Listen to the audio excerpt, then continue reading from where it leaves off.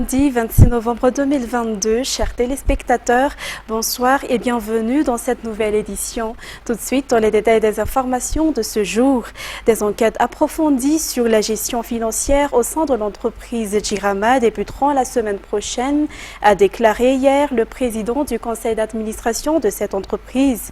La lutte contre les vols au sein de la Jirama sera renforcée, tandis que les méthodes de gestion financière seront désormais différenciées selon les explications. Par ailleurs, 14 directeurs et directeurs généraux adjoints sur les 48 évalués ne seront plus retenus à leur poste selon le conseil d'administration de la Jirama hier à Varadjouf. Les détails avec Antoniana Martina et Nzar Hadjiantsou. 14 directeurs régionaux et directeurs généraux adjoints de la Jirama sur les 48 évalués seront mutés à d'autres postes et il y aura un changement du système de gestion de la Jirama, a déclaré le conseil d'administration de la société hier. Des résultats sont attendus par les administrateurs et les coordonnateurs et non seulement une culture de travail au bureau, selon les explications de Souloji Amanampsou, président du conseil d'administration de la société. Les changements qui seront apportés permettront également de renforcer la lutte contre les vols et les détournements au sein de cette entreprise. À cet effet, des enquêtes approfondies vont débuter cette semaine. Le gouvernement veut des agents plus responsables au sein de la Jirama, a indiqué le ministre de l'Énergie et des Hydrocarbures, et il faut trouver des solutions dans les plus brefs délais aux problèmes de gestion d'auparavant, qu'ils soient techniques ou financiers, au bénéfice des usagers. À noter que tous les changements et les recommandations suite aux évaluations effectuées par le Conseil seront mises en œuvre à partir de la semaine prochaine, selon les informations. Toujours dans ce contexte, l'objectif de doubler la production d'électricité à Madagascar, selon les vélins du président de la République, sera atteint en 2023, a confirmé hier le ministre de l'Énergie et des Hydrocarbures. La Jirama joue un rôle important dans l'accomplissement de cet objectif, puisque cette société s'occupe en grande partie de l'approvisionnement en électricité à Madagascar.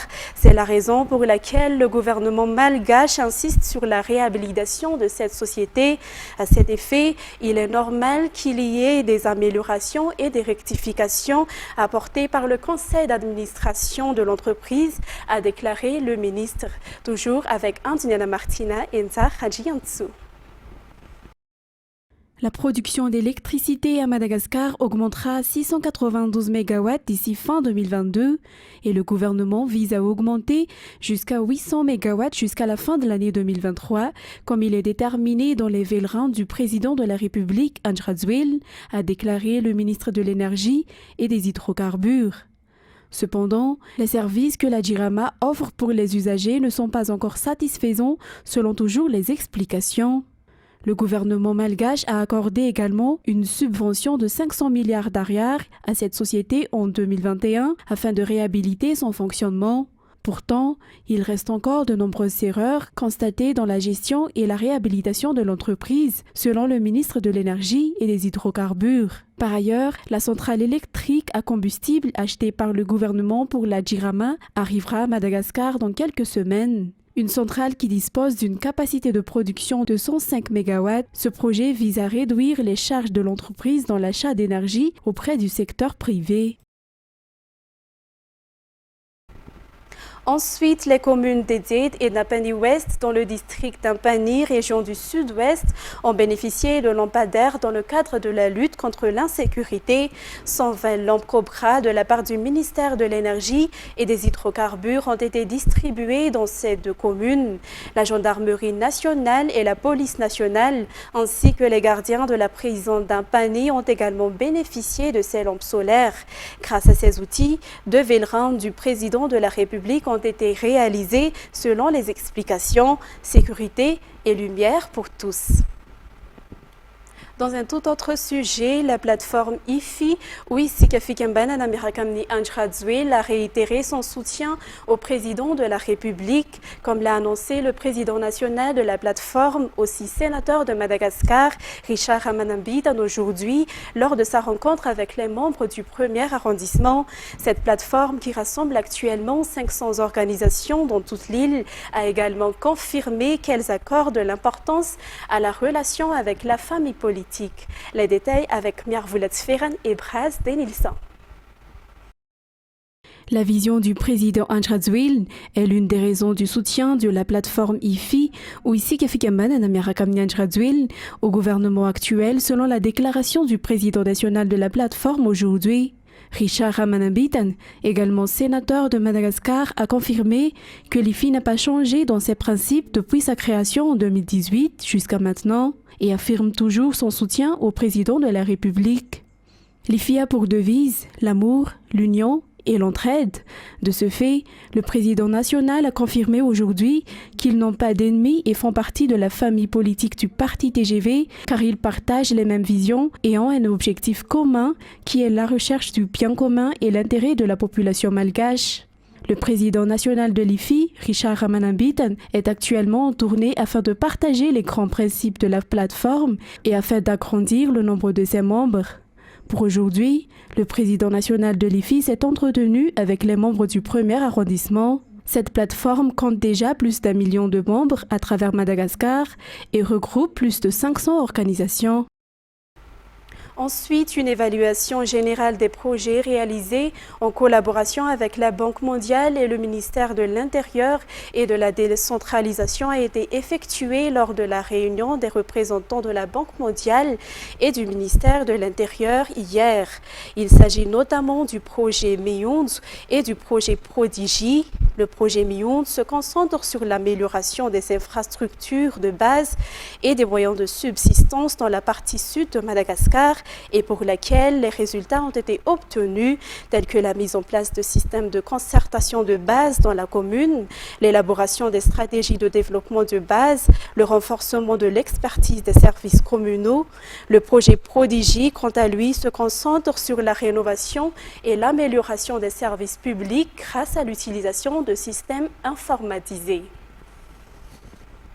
Le commandant de brigade de Fénois-Rive et la commune d'Abidataf collaborent pour instaurer la sécurité. Cette collaboration a porté ses fruits et les cas d'insécurité ont diminué selon le maire. Dans le cadre de cette collaboration, la commune contribue au paiement d'une partie des carburants de ses gendarmes. Les détails avec Ruth Christelle, Rakout Malal et Yves Chanel. L'insécurité régnait dans la commune d'Abitatafk. Les grossistes et les cache-points étaient les cibles des malfaiteurs. Actuellement, le calme commence à revenir dans cette commune grâce à la collaboration entre le commandant de brigade de Fénois-Rive et la commune, soutient le maire. À part cela, ces gendarmes font entrer 20% des recettes obtenues des mises en fourrière des véhicules dans la caisse communale. Mais cela s'est arrêté depuis 2 mois car 2 motards de la police nationale opèrent sur la RN1 selon le maire Radra Parwiln qui déplore que la police n'ait pas consulté la commune et ne contribue pas au paiement de recettes obtenues lors des mises en fourrière. Une situation qui a entraîné la gendarmerie de ne pas payer également. Par conséquent, il n'y a plus de recettes pour faire face à l'insécurité, se plaint le maire, et la commune ne pourra plus payer les carburants de ses gendarmes d'ici 2023. Il fait donc appel à la prise de conscience de tous, le but étant le rétablissement de la sécurité dans cette commune. Concernant les actualités sportives, le championnat d'Analamanque de Pancras se déroulera demain, dimanche 27 novembre, au gymnase couvert de Bessaret. 15 clubs, dont 3 nouveaux qui viennent de s'affilier au comité régional d'Analamanque. Ils seront représentés pour cette compétition où 25 titres seront en jeu. Livanji Amanazar sur les images de Michel Rakoutson et Adanirin Anji Anouni.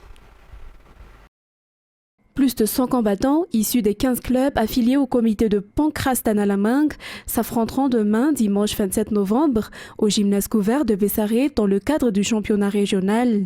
Il s'agit d'un tournoi qualificatif pour le championnat de Madagascar. Toutes les catégories seront concernées, notamment les classes A et B, hommes et dames. Le président du comité Analamanque a déclaré que les meilleurs de chaque catégorie à ce championnat d'Analamanque, dédié aux seniors hommes et dames, défendront les couleurs de la Ligue lors du championnat de Madagascar. Cette compétition promet des duels acharnés et des surprises car ces derniers temps, le niveau technique des athlètes a été très encourageant. Les novices ont même pu détrôner les expérimentés. À cet égard, on y verra des combats très techniques, marqués spécialement par de belles performances individuelles, selon toujours les explications. Par ailleurs, le nouveau président de la commission malgache de pancrace et submission sera annoncé officiellement avant la phase finale de ce championnat dans l'après-midi. Ensuite, la phase éliminatoire de groupe de la Coupe du Monde de football 2022 est entrée dans la deuxième journée hier, marquée par les matchs des groupes A et B. Toujours des surprises dans cette compétition. Toujours avec Liv Anjiamanazar. Le Sénégal est le premier pays africain à avoir remporté la victoire parmi les matchs qui ont été déjà effectués dans cette Coupe du Monde 2022. Les joueurs d'Aliou Cissé ont battu le Qatar pour le score de 3-1 dans le groupe A hier. En début de rencontre, on a pu constater que les Sénégalais étaient pleins de détermination et à la 41e minute, ces derniers ont réussi à faire vibrer le filet du Qatar par l'intermédiaire de Boulaye Dia. Le score était de 1-0 et c'est sur le même score que les deux équipes se sont séparées à la fin de la première mi-temps. À la 48e minute, les Sénégalais ont encore marqué un but grâce à Famara Diédhiou. Par la suite, le but de Diédhiou a suscité l'espoir des Qataris qui ont également essayé de mettre en place leur jeu. Les tentatives que l'équipe de Qatar devant la cage de Mendy ont été vaines. Par contre, Muntari a marqué pour le Sénégal à la 78e minute. Le score était de 2-1, mais le Sénégal ne s'est pas arrêté là puisque Bamba Dieng a marqué le troisième but à la 84e minute. Un autre match de ce groupe A qui a opposé les Pays-Bas à l'Équateur a également eu lieu hier. Les deux équipes n'ont pas pu se départager et le match s'est terminé sur un score d'égalité de 1 but partout. Dans le groupe B, l'Iran a battu le Pays de Galles sur le score sans appel de 2-0. Dans le dernier match de la journée d'hier, dans le groupe B, l'Angleterre et les États-Unis se sont séparés sur un score vierge. Le classement provisoire dans ces deux groupes, dans le groupe A, les Pays-Bas qui comptent 4 points est le premier du groupe, suivi de l'Équateur qui compte également 4 points. Le Sénégal est le troisième avec 3 points et le Qatar est quatrième sans points. Dans le groupe B, l'Angleterre est en tête avec 4 points, suivi de l'Iran deuxième avec 3 points, les États-Unis troisième avec 2 points et le Pays de Galles quatrième avec 1 point. Place maintenant aux actualités internationales. 15 civils sont morts vendredi dans un bombardement russe sur Kherson, 2 semaines après un retrait humiliant pour les troupes russes de cette ville stratégique, alors que des millions de foyers sont affectés par des coupures de courant dans tout le pays en raison des frappes de Moscou. Les détails avec France 24. Bâtiments résidentiels touchés et des secours débordés. Ils viennent retirer les corps des victimes des bombardements. Sous le regard d'habitants du quartier, encore sous le choc. Parmi eux, cette femme qui a perdu ses 2 parents. Je les déteste. Ils m'ont pris ce que j'avais de plus précieux.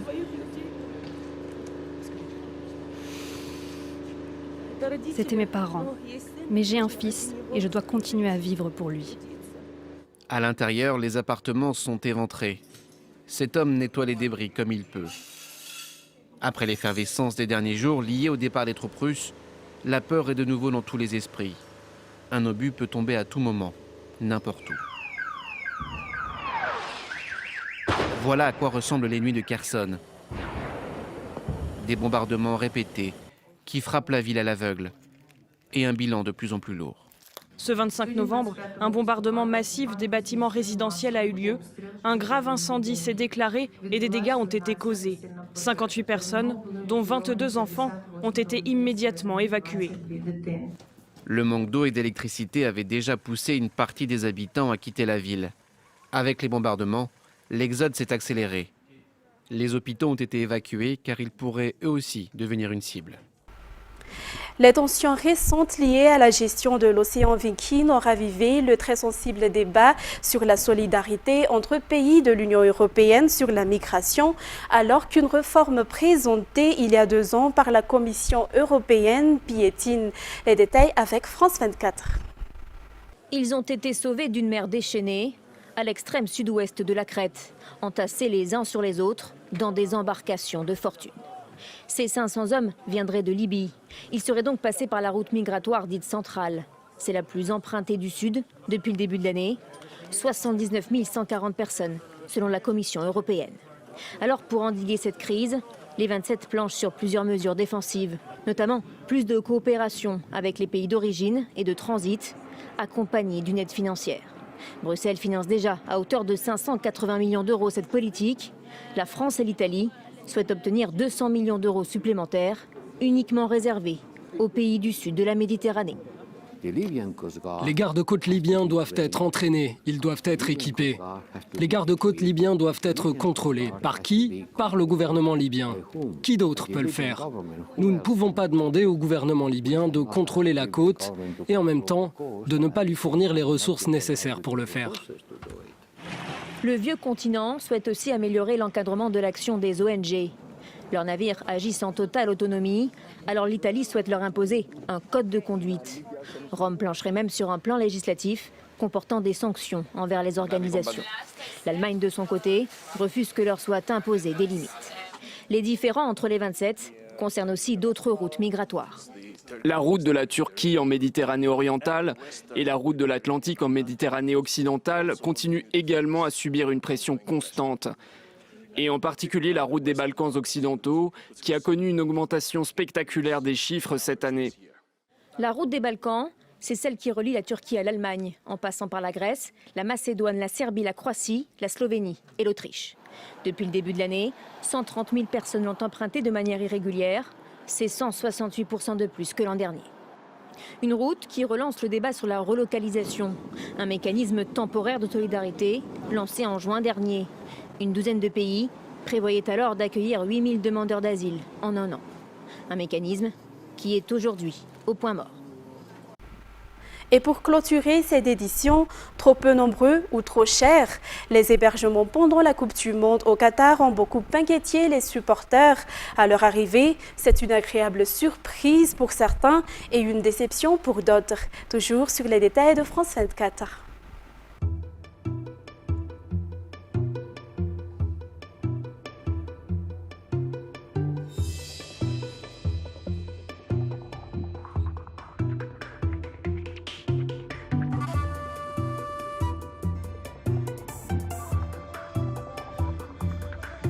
It's a wonderful place, really comfortable, really elegant.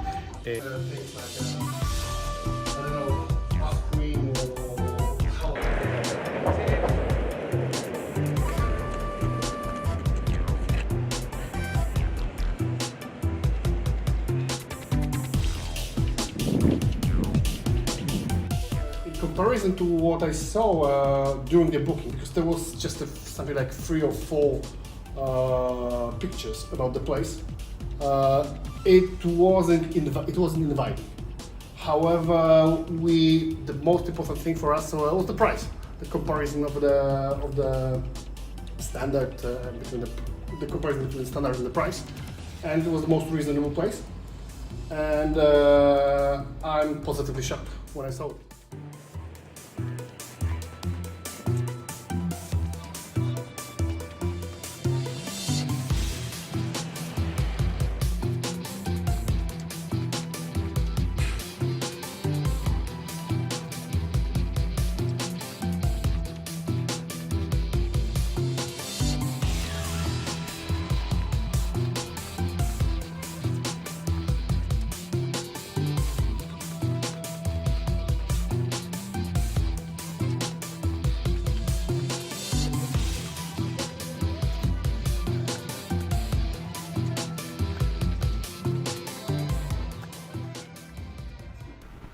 Chers téléspectateurs, c'est ainsi que prend fin cette édition. Je vous remercie de l'avoir suivi jusqu'à son terme. Tout de suite après, vous allez suivre le film Black Adam. Quant à moi, je vous dis bon week-end.